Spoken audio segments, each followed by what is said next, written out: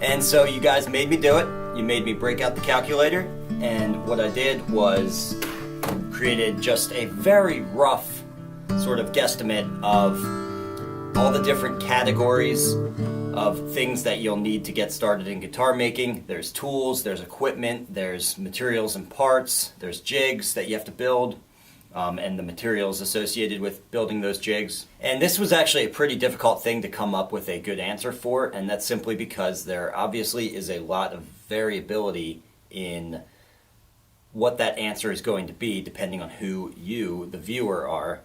There's differences in income, there's differences in whether or not you're doing this just to build 1 or 2 or 3 guitars, whether or not you're building from a kit or you're building from scratch. You might be looking at this as a full-time thing, and then of course even from the beginning you're going to invest just a little bit more than someone who is doing it as a hobbyist. So what I've established is a range of costs, and it's up to you to determine where you fit on that spectrum.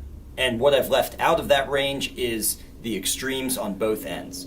And so I've cut the uber cheap part of the spectrum out, because obviously the number that I give, you could spend less than that and still maybe scrape by and get away with it, but your results are going to be terrible, and you're actually going to spend more in the long term if you stick with it, because buying things like Harbor Freight tools actually costs you more in the long term, because those tools are really designed for only sometimes just one use or just a couple of uses to get through like a weekend project, and then the parts on the tools wear out and the tools basically need to be trashed and you need to buy new ones. So to you bargain basement shoppers, I'm not saying to throw a whole bunch of money at it, but I'm just saying the absolute cheapest tools on the market, you get what you get when you pay for that, and you often end up spending more in the long term.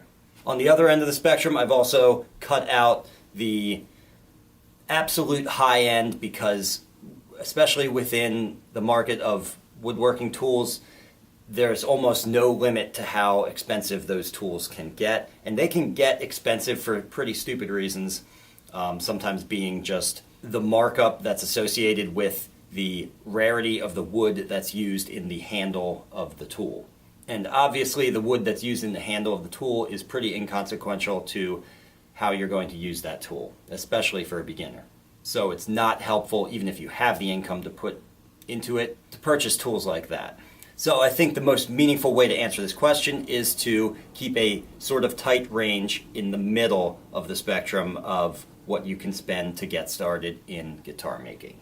So without further ado on all of that, let's just get right into these categories. And before I get started showing you guys the various tools and equipment and parts and materials that you'll need to really get started in guitar making, I just want to make one thing very clear about this video, and that's that this video should not be taken as a tool list or an equipment list or any kind of list of everything that you need to get started.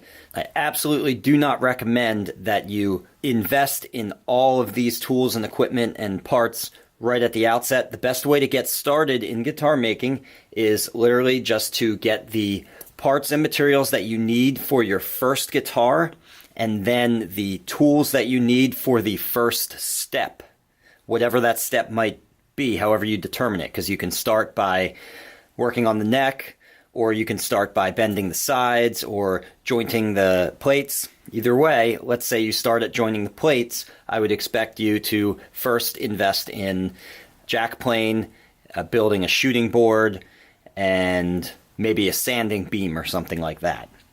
And that's it. Get through that step, then get to the next step, and then you can think about what parts you need next. So truly the cost of getting started is the cost of the parts and materials for your first guitar and the tools for that first step. But this would be a very short video if that's all I was going to tell you. So now what I'm going to do is really lay out the cost of getting through that first build. And again, this is a very variable cost. So let's start by just looking at some of the tools you may be investing in. And again, this is not all of the tools, this is not comprehensive. What I'm going to be laying out here on the table in front of you is just going to be a sampling of tools in various categories. You'll actually need more tools than you're going to see in this video. Okay, so the first category for tools that I have here is clamps. You're going to need a good variety of clamps. The guesstimate that I have for the budget for a beginning guitar maker for the category of clamps is $200 to $400. Now, honestly, if you stick with Lutherie in the long term, you're going to end up spending a lot more on clamps. I know I have. I have tons of clamps of various different types. But let's look at some of the basic types that you'll need just to get started. Wooden cam clamps are probably the staple of a luthier's clamp supply. I have more wooden cam clamps than anything else. C-clamps are very important. These clamps are not critical, but a lot of people have them simply because they are a much cheaper alternative than anything else. So you can get away with using these in a lot of situations. However, there are a lot of situations where they're just not ideal. So I wanted to show you them anyway because they're very popular for their inexpensiveness. This is more of a specialty clamp. Depending on how you glue the bridge, you may or may not be seeing these. And having some of these relatively inexpensive spring clamps are great just for holding things in place while you mark them up. They are not super strong, so typically you wouldn't use these for gluing, but they are something that should belong in every beginner's toolkit. For the category of hand planes, I have $300 to $600 as my guesstimate for the range for your budget. Now you can really spend a lot on hand planes here, but really all you need to get started is a jack plane and maybe a block plane. This is a jack plane. These are block planes. You might also be interested in, just because they really don't cost much and they're very useful, little thumb planes or violin makers planes, which is great for work on the braces, but not 100% necessary right off the bat. You're going to also need chisels. The budget I have for that is $50 to $200. Really, at a bare minimum, if you just have a good 1-inch chisel and 1/4-inch chisel, I think that's a great way to start. If you get a nice kit that has 6 or 8 chisels, that's a great way to go too, but you don't necessarily need, at least in the beginning, all those in-between sizes. So you can really do well with just a fairly large one and a smaller 1/4-inch one. And for the category of hand saws, I've budgeted out for you $50 to $100. So you don't need too much here. I mean, really, you could just get started with a dovetail saw, and a larger back saw is also pretty helpful to have. This is actually called a Carcass Saw. This is a fine, expensive model of saw here, as you can tell from the fancy handle. But, I mean, you could even have something as ugly and functional as this Cobalt saw here. So here's a good, cheaper alternative. And then having some smaller saws like a Dazuki saw, or I really love this curved mini edge Japanese saw here. That's also great too. For the category of rasps and files, $50 to $100, and actually a great way to save money and find a lot of really cool, unique finds in the category of rasps and files is to go to flea markets. So over here we have some just common rasps that you might see in guitar making. This is called the Shinto rasp. It's sort of a newer retake on the rasp, and I would highly recommend getting one of these. This is incredibly useful for a beginner and even an advanced guitar maker. Great tool. Needle files are also pretty essential to the Guitar Builder's Toolkit, but you don't need to spend a lot of money on these. Honestly, if there's anywhere where you can save a little money and penny pinch a little bit, I'd say it's with your rasps and files, especially if you go to flea markets. But even if you go to woodworking stores, you don't need to buy the most expensive rasps and files. I would save that money, if you have to, for your planes and your chisels, which is a category where spending a little bit more money for quality really makes a difference. For marking and measuring tools, the budget is $50 to $150. So that's just simple things such as rulers, straight edges. This is a notched straight edge, which is just very nice to have. Squares, marking gauge, and there's much more, of course, than what you see here. And then there's the category of Lutherie specific tools, and for that I would budget $200 to $600.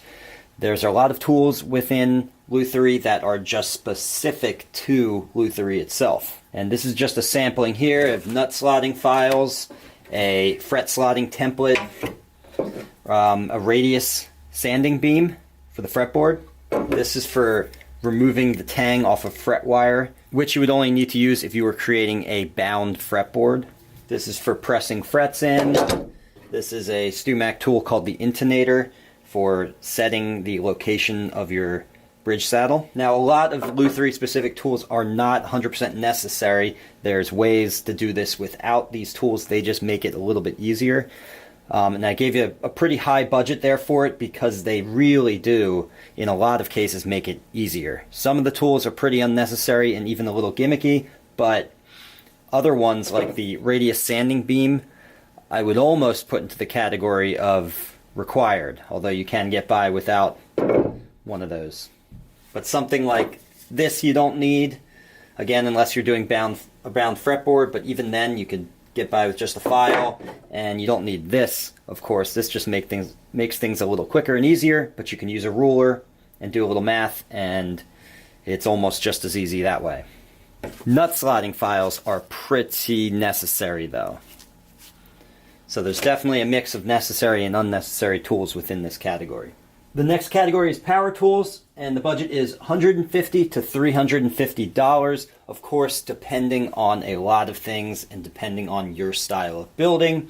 Here's just 3 power tools that I would say are pretty essential, and that would be a plunge router, a handheld drill, and a Dremel.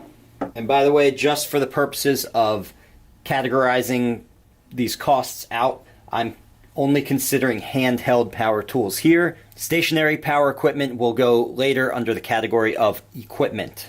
And the next category is bits, blades, and accessories. And for this category, the budget is $100 to $250. So obviously, bits for your drill or your drill press are very essential. You're going to need blades for your table saw if you're using a table saw.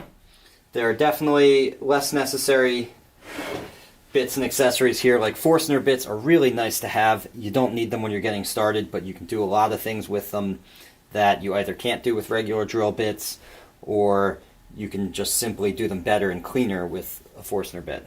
So the total then for the category of tools that I came up with, and again this is just my guesstimate here, is $1,150 to $2,750.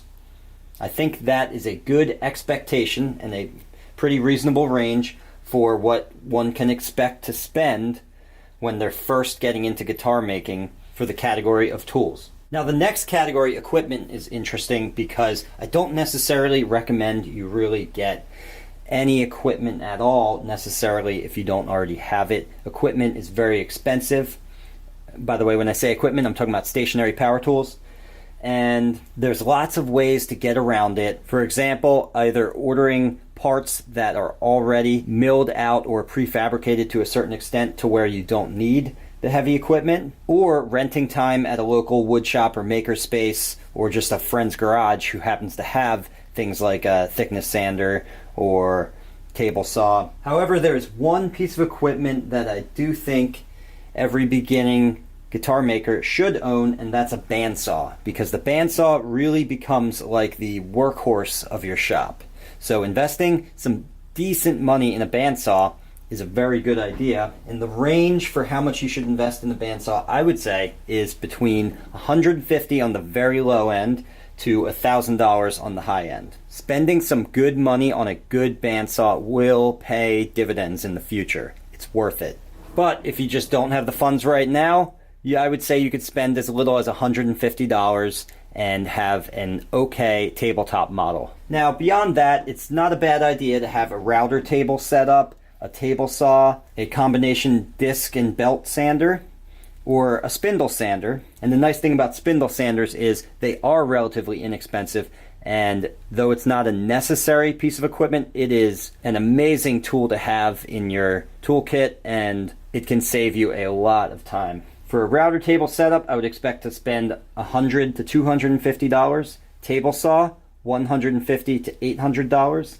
Combination disc set / belt sander, $100 to $300.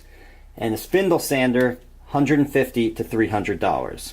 Now lastly, it is good to have a thickness sander. However, these tools are so expensive that it really doesn't make sense for the beginner to dive right into them when you can thickness your material at a wood shop or a maker space that allows you to rent time on their tools. Or you can thickness them by hand. But definitely further down the road, at some point, you'll want to invest in one if you keep with guitar making. But thickness sanders really start at $1,000 and go up pretty substantially from there. So purchasing one is really not a decision to be taken lightly. And my number one recommendation is just not to worry about thickness sanders for now. So the budget for this entire category of equipment, I would say, is on the low end all the way down to $150 if you just get a cheap bandsaw. But it could be as high as $2,650 if you invest in the other tools. So there's really a huge range here depending on your needs and situation.